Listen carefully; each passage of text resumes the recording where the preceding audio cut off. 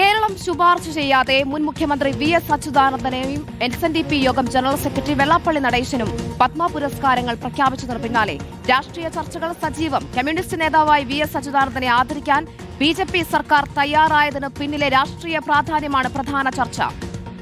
സിപിഎമ്മിന്റെ രാഷ്ട്രീയ നിലപാട് എന്താകുമെന്നതിലാണ് ആകാംക്ഷ. വർഗീയ പ്രസ്താവനകളിലൂടെ വിവാദത്തിലായ വെള്ളാപ്പള്ളിക്ക് പുരസ്കാരം നൽകിയതിലും വിമർശനം ശക്തമാണ്.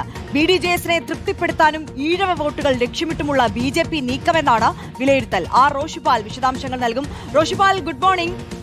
വി.എസ്. അച്യുതാനന്ദനും വെള്ളാപ്പള്ളി നടേശനും കേന്ദ്ര സർക്കാർ പത്മ പുരസ്കാരങ്ങൾ നൽകിയതിലെ രാഷ്ട്രീയം എന്താണ് എന്നുള്ളതാണ് ഇപ്പോൾ കേരളം ചർച്ച ചെയ്യുന്നത്.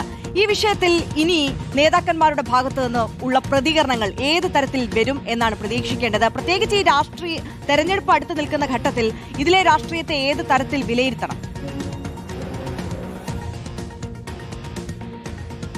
2 മാസത്തിനപ്പുറത്ത് സംസ്ഥാനത്ത് നിർണായകമായ നിയമസഭാ തെരഞ്ഞെടുപ്പ് നടക്കുകയാണ്. ആ തെരഞ്ഞെടുപ്പിന് തൊട്ടുമുമ്പാണ് ഏറ്റവും വിവാദമായ പ്രസ്താവനയ്ക്ക് കാരണമായ വെള്ളാപ്പള്ളി നടേശനെ രാജ്യം പത്മ പുരസ്കാരം നൽകി ആദരിക്കുന്നത്. അങ്ങനെ ഒരു പ്രഖ്യാപനം വന്നത് മുതൽ തന്നെ വലിയ രീതിയിൽ ഞെട്ടലുണ്ടായിട്ടുണ്ട് പൊതുസമൂഹത്തിനിടയിൽ. ആരാണത്? സംസ്ഥാന സർക്കാരാണോ നിർദ്ദേശിച്ചത്? പക്ഷേ പിന്നീട് സർക്കാർ വൃത്തങ്ങൾ തന്നെ അത് നിഷേധിച്ചു. സംസ്ഥാന സർക്കാർ ഇപ്പോൾ പുരസ്കാരം ലഭിച്ചവരിൽ മമ്മൂട്ടി അടക്കം 2 പേരുടെ പേരുകൾ മാത്രമാണ് നിർദ്ദേശിച്ചത്.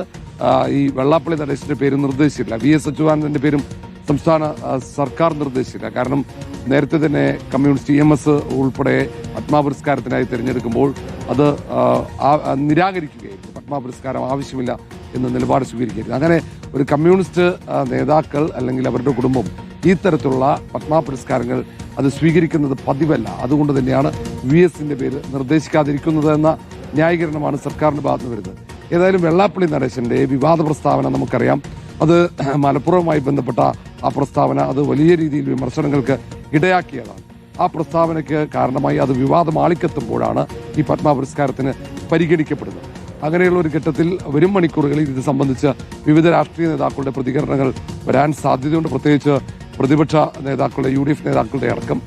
പക്ഷേ ഈ സാഹചര്യത്തിൽ SNDP യോഗത്തെ ശത്രുപക്ഷത്തേക്ക് നിർത്തുന്ന രീതിയിലുള്ള പരാമർശങ്ങൾ ഉണ്ടാകുമോ എന്നത് കാത്തിരുന്ന് തന്നെ കാണേണ്ടി വരും. ഏതായാലും ആരാണ് വെള്ളാപ്പള്ളി നടേശനെ പുരസ്കാരത്തിന് നിർദ്ദേശിച്ചതെന്ന് ഇപ്പോഴും വ്യക്തമല്ല. അതെ, ആർ റോഷിപാലാണ് വിശദാംശങ്ങൾ നൽകിയത്. ഇനി ചർച്ചകൾ എങ്ങനെ പുരോഗമിക്കും എന്നതിലാണ് ആകാംക്ഷ ബാക്കി നിൽക്കുന്നത്.